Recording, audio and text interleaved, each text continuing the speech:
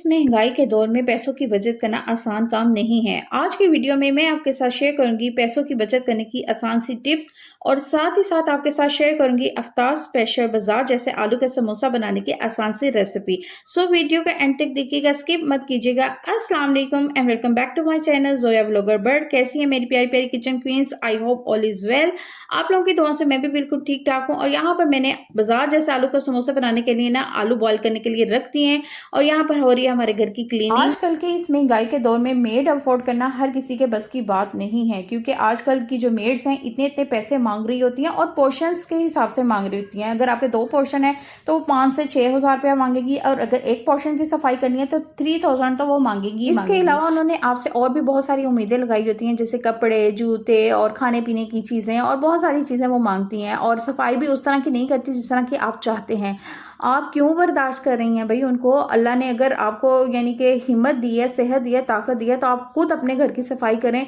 जो सफाई करके आपको खुद खुशी मिलेगी ना, आपको घर साफ सुथरा नजर आएगा, वो मेड के करने से बिल्कुल भी नहीं आएगा। 2 साल पहले अपने घर की क्लीनिंग करवाने के लिए एक मेड रखी थी, लेकिन वो छुट्टियां भी बहुत ज़्यादा करती थी और इसके अलावा डिमांड भी उसकी हर टाइम कुछ ना कुछ होती थी और काम भी बिल्कुल भी अच्छा नहीं करती थी। और मुझे इसके बिल्कुल पीछे पीछे रहना पड़ता था कि आया उसने यहाँ से काम किया है कि नहीं किया। मैंने फिर क्या किया, मैंने तो उसको उसकी करवाई छुट्टी और मैंने खुद अपने घर की क्लीनिंग स्टार्ट की। और तब से मेरे घर के फ्लोर इतने अच्छे और नीट एंड क्लीन होते हैं। और जब वो करती थी तो ऐसा लगता था जैसे पोछा बजा हुआ है। कि हमसे पाँव के बल बैठ के ना झाड़ू लगता है ना पोछा लगता है, तो इस तरह के ना ब्रश और मोप ले लें तो इतनी इजीली घर की क्लीनिंग हो जाती है और आपका घर नीट एंड क्लीन भी लगता है और आपके पैसों की सेविंग भी होगी। आप जो उनको बर्दाश्त करिए ना, आपको बर्दाश्त भी नहीं करना पड़ेगा। एक उनकी टाइमिंग बहुत उल्टी सीधी होती है, कभी वो सुबह के टाइम आ रही हैं, कभी वो दोपहर के टाइम आ रही हैं और आपको कुछ समझ नहीं आ रहा। अगर आपके घर गेस्ट आने हैं तो फिर आप और ज़्यादा टेंशन में आ जाते हैं। अगर आपने काम खुद करना है ना, तो आपने बस टाइम की मैनेजमेंट करनी है कि मैंने किस टाइम पे घर की क्लीनिंग करनी है। मोस्टली खवातीन जो है सुबह के टाइम ही क्लीनिंग कर रही होती है, और जिनके बच्चे छोटे हैं ना उनको समझ नहीं आती कि हम कैसे करें।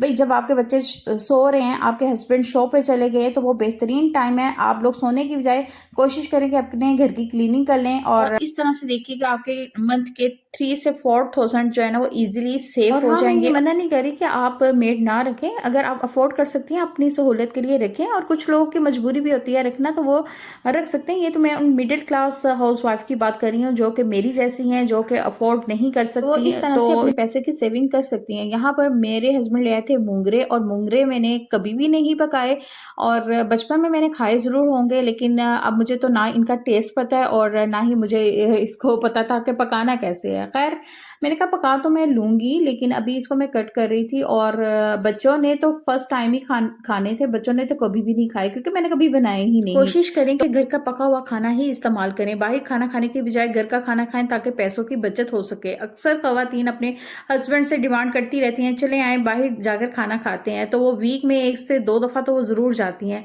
अगर हम अपनी इस चीज को कम कर देंगे, अगर आपको चीज कुछ खाने को दिल चाह रहा है, वही चीज आप अपने घर में भी बनाकर खा सकती हैं, अपने पैसे को सेव कर सकती हैं। तो बार बार बाहर जाने से ना पैसे जो है वो बहुत ज्यादा खर्च हो जाते हैं, तो बचत जो है ना वो बिल्कुल भी नहीं रहती। चीजें खरीदने की बजाय सस्ती और म्यारी चीजें खरीदें, मुख्तलिफ दुकानों के रेट देकर मुनासिब कीमत वाली चीजें खरीदें। अक्सर खवातीन एक ही जगह से कीमत पूछती हैं और वहीं से चीजें खरीद लेती हैं, लेकिन अगर आप 2-4 दुकानों से पूछ लेंगी ना तो आपको कहीं ना कहीं से चीज जो है ना वही चीज सस्ती जरूर मिल जाएगी। तो इस तरह से आपके थोड़े बहुत पैसे सेव हो जाएंगे। और यहाँ पे मैंने बच्चों की स्टेशनरी जो है ना वो इस तरह से मैं इकट्ठी ही मंगवा लेती हूँ। अगर हम एक पेंसिल लेने जाए ना वो 30 की मिलती है, तो इस तरह से आप इकट्ठे से मंगवा लेंगे ना तो ये 20-25 की आपको एक पेंसिल पड़ती है।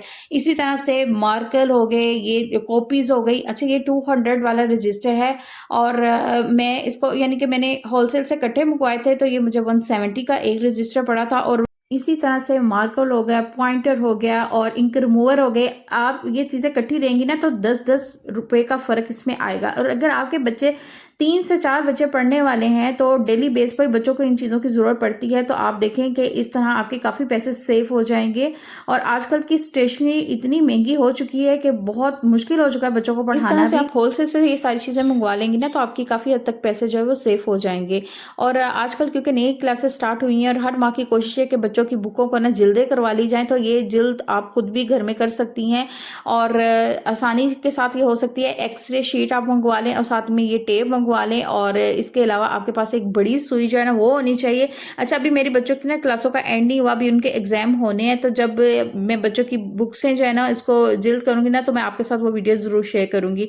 फिर आपको पता लग जाएगा कि किस तरह से ना बुक्स को जिल्द कर सकते हैं। अगर आप मार्केट से बुक की जिल्द करवाती है ना, तो एक बुक के 50 रुपीज चार्ज करते हैं। और आजकल बच्चों की कितनी ज्यादा बुक्स होती हैं एक एक क्लास की, और अगर आपके 3 से 4 बच्चे स्कूल जा रहे हैं और उनकी आपने बुक्स जिल्द करवानी, तो कितने सारे पैसे तो बुक जिल्द करवाने में ही लग जाएंगे। और अगर आप घर कर लेंगी तो बहुत कम पैसे लगेंगे और काम भी अच्छा हो जाएगा और पैसों की बचत भी हो जाएगी। नेक्स्ट ये कि बिजली और गैस की बहुत ज़्यादा बचत करें। आजकल गर्मियाँ आ रही हैं और आपको पता है कि बिजली का इस्तेमाल जो है वो बहुत ज़्यादा बढ़ जाता है। मोटर बहुत ज़्यादा चल रही होती है, इसके अलावा फ़ैन चल जाते हैं और एसी वगैरह चल रहे होते हैं, लाइट्स चल रही होती हैं, तो बिजली जो है ना वो बहुत ज़्यादा खर्च हो रही होती है। आप लोग कोशिश करें कि पीक टाइम में बिजली का इस्तेमाल कम से कम करें। उस टाइम ना तो आपने पानी का पंप चलाना है, ना ही आपने आयरन चलानी है, क्योंकि ये दोनों चीज़ें जो है ना बहुत ज़्यादा बिजली जो है ना वो कंज्यूम करती हैं, बिजली के बिल को बढ़ा देते हैं। बच्चों को भी समझा दें कि गर्मियाँ आने वाली हैं, वो लाइट्स पंखों का इस्तेमाल जो कम से कम करें, उस जगह पे बैठे जहाँ सारे बैठे हों। इस तरह आपकी काफ़ी हद तक जो है ना बिजली सेव भी हो जाएगी और आपके बिल भी कम आएंगे और आपकी थोड़ी बहुत सेविंग भी हो जाएगी। आजकल वैसे भी गर्मी आ रही है और कोशिश करें कि गर्मी से बचने के लिए भी ना खाना जल्दी से बना लिया करें और प्रेशर कुकर में बना लिया करें। चीज़ें बहुत जल्दी गल जाती हैं, टाइम भी सेव हो जाता है और गैस भी सेव हो जाती है और इस तरह बिल इसका भी कम आएगा। और साथ ही साथ आप लोगों से रिक्वेस्ट है कि अगर आप लोग चैनल पर नहीं है तो चैनल को जल्दी से जाकर सब्सक्राइब कर दें और वीडियो को ज़्यादा से ज़्यादा लाइक और शेयर करें, ताकि मैं इसी तरह की इन्फॉर्मेटिव और प्यारे प्यारे से व्लॉग आपके लिए लाती रहूँ। मुंगरे जो थे मैंने काट लिए थे और अब यहाँ पे मैं बना रही हूँ आलू चिकन मुंगरे और मटर का सालन, जिसके लिए मैंने प्याज जो था वो ब्राउन कर लिया था और फिर इसके अंदर मैंने छोटे छोटे पीसेस में जो चिकन कट कर लिया था वो मैंने डाल दिया था और फिर इसकी मैंने थोड़ी सी बुनाई की थी। इसके अंदर नमक डाल दिया था और इसके अलावा कुटा हुआ सूखा धनिया डाला था, जीरा डाला था और साथ में एक दालचीनी का टुकड़ा डाला था। और जब ये भुन गया थोड़ा सा तो फिर मैंने इसके अंदर मटर डाल दिए थे और इसको भी थोड़ा सा भून लिया था। उसके बाद मैंने टमाटर डाल दिए थे, सब्ज़ मिर्च साबुत वो डाल दी थी और यहाँ पर टमाटर तो मैंने डाल ही दिए थे, मटर डाल रही थी, साथ में मुंगरे मैंने डाल दिए थे, आलू मैंने कट किए हुए वो डाल दिए थे, क्योंकि ये सारी सब्जियां ऐसी हैं जो एक ही टाइम पे गलने वाली हैं, तो इसलिए मैं सारी सब्जियां इकट्ठी डालकर उसको भून लिया था। थोड़ा सा मैंने दही डाल दिया था और ये सब्ज़ मिर्चें जो है ना ये ख़राब हो रही थी, इसको मैंने शॉपर से निकाल कर पहले वॉश किया और वॉश करने के बाद इस तरह से ना मैंने इसको बास्केट में रख दिया। आजकल पता नहीं मौसम चेंज हो रहा है और सब्जियां बहुत ज़्यादा ख़राब हो रही हैं, तो टमाटर भी मैंने इस तरह से मंगवाए थे तो वो भी ख़राब हो रहे थे, उसको भी मैंने वॉश करके तो फिर मैंने कट करके ना उसको मैंने फ्रीज़र में रख दिया। मैंने कहा ये चलें ईद पे काम आएंगे, क्योंकि अब आहिस्ता आहिस्ता ईद आ रही है तो सब्जियां फिर महंगी आनी शुरू हो जानी ईद की वजह से। कोशिश होगी कि मैं थोड़ी थोड़ी सब्जियां मंगवा के, जैसे टमाटर, सब्ज़ मिर्चें, प्याज, अदरक, लहसुन, इस तरह की चीज़ें मंगवा के ना थोड़ी सी सेव कर दूँ, क्योंकि ये मेन चीज़ें जो कि बहुत ज़्यादा यूज़ हो रही होती हैं, तो यही चीज़ें मंगवाऊंगी, इसको सेव कर लूँगी। और यहाँ पर मैं बना रही थी समोसे के लिए उसकी डो बना रही थी, जिसके लिए मैंने 1.5 कप जो है ना वो मैदा ले लिया। ये प्याली के साथ मैंने मेजरमेंट कर दी थी। थोड़ा सा मैंने इसके अंदर डाला था जीरा, थोड़ा सा नमक डाला था और ये 2 टेबलस्पून भर के मैंने इसके अंदर ऑयल या घी जो भी आप यूज़ करते हैं वो इसके अंदर डालकर इसको अच्छी तरह से मैंने मिक्स कर लिया था और इसको नॉर्मल पानी के साथ ही मैंने इसको गूंद दिया था। याद रखें कि इसकी डो जो है ना आपने बहुत ज़्यादा इसको नरम नहीं करना, थोड़ी सी इसकी डो हार्ड होती है, फिर इजीली जो है ना ये बेली जाती है, उसके समोसे बड़े अच्छे क्रिस्पी से बन जाते हैं। अच्छा हाँ, हर महीने अपनी आमदनी और अखराजात का हिसाब रखें, इसके मुताबिक खर्च करें। जब आप हिसाब रखेंगे ना आपने इस महीने कितना खर्च किया और अगले महीने आपने थोड़ा सा अपने हाथ को टाइट करना है और ज़रा सोच समझ के खर्च करना है, तो थोड़ी बहुत सेविंग आप तब भी कर लेंगे। गैर ज़रूरी एशिया की खरीदारी करने से परहेज करें, वही चीज़ें खरीदें जिसकी आपको ज़रूरत है और आप घर से एक लिस्ट बना कर ले जाएं ताकि आप अजाफी चीज़ें ना खरीद सकें। यहाँ पर मैं स्टफिंग रेडी कर रही हूँ समोसों के लिए, जिसके लिए मैंने आलू जो थे वो इस तरह छोटे छोटे क्यूब्स में कट कर लिए थे, जिसके अंदर मैंने नमक डाला है और कुटी लाल मिर्च डाली है, ज़ीरा डाला है और सूखा धनिया डाला है और ये ना ग्रीन जो है चिली है उसको मैंने छोटे छोटे से क्रश कर लिया, साथ में धनिया है और ये कूटा हुआ सूखा धनिया जो कि इस समोसे की फीलिंग की जान है वो मैंने इसके अंदर डाल दिया। इन सब चीज़ों को अच्छी तरह से कर लिया मैंने मिक्स और ये डो को मैंने रेडी करके ना थोड़ी देर के लिए इसको स्टे दे दिया था। अब इस तरह से इसके मैंने छोटे छोटे से ना पीसेस कट कर लिए, इनके मैं बनाऊंगी पेड़े और इसकी मैं फिर रोटी बेलूंगी और रोटी बेल कर फिर इसके अंदर स्टफिंग करूंगी समोसों की।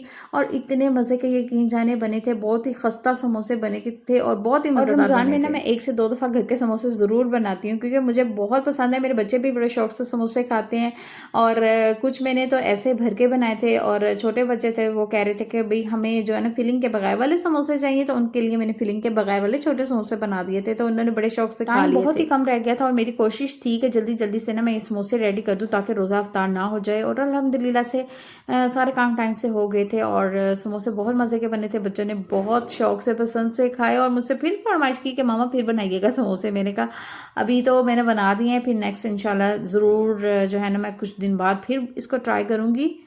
अच्छा, आप लोग जब ग्रोसरी करने के लिए जाया करें ना, तो घर से एक लिस्ट बना कर लेके जाया करें ताकि वो चीज़ें ना खरीद लें जो कि आपके पास घर पे मौजूद हों। और कुछ लोग वीक में ग्रोसरी कर रहे होते हैं, कुछ लोग डेली बेस पे ग्रोसरी कर रहे होते हैं और कुछ लोग मंथली बेस पे ग्रोसरी करते हैं। तो जो मंथली बेस पे कर रहे होते हैं उनको तो पता होता है कि भाई ये चीज़ें लाने वाली। जो डेली बेस पे ग्रोसरी करते हैं ना, उनको लिए बड़ा मुश्किल होता है। तो उनके लिए एक आसान सी टिप है, वो ना एक पेपर पर जो चीज़ें याद आती हैं वो लिख लिया करें। इससे ये है कि आप जब ऑन स्पॉट बताती है ना कि मुझे ये चीज़ ला दें, ये चीज़ ला जाए, और बहुत सारी चीज़ें ऐसी होती हैं जो रह जाती हैं जो आप नहीं बताती, फिर आपको बाद में याद आता है और फिर आपको हस्बैंड से डांट भी खानी पड़ती है। भी मंथली, वीकली या डेली बेस पे लिस्ट बनाने से ये होता है कि आपकी चीज़ें जो है ना वो कंप्लीट आ जाती हैं, कोई चीज़ ऐसी नहीं होती कि जो रह जाती है, तो इससे आप बड़ा फ़ायदा हो जाता है। अफ्तारी से पहले नेबर से आ गया था चिकन पुलाव, तो अब अफ्तारी के टाइम इसको भी ट्राई करेंगे और यहीं पे अपने व्लॉग का एंड भी करना चाहूँगी। कल मिलेंगे अच्छे से नए व्लॉग के साथ। आपने कमेंट में बताना है कि मेरा आज का व्लॉग आपको कैसा लगा। आपके कमेंट पढ़ के मुझे बड़ी खुशी होती है और बहुत अच्छा महसूस होता है कि आप लोग मेरे व्लॉग को देखते हैं बड़े शौक के साथ। सब्सक्राइब और वीडियो को करें ज़्यादा से ज़्यादा लाइक और शेयर, और कल मिलेंगे, कल तक के लिए अल्लाह हाफिज़।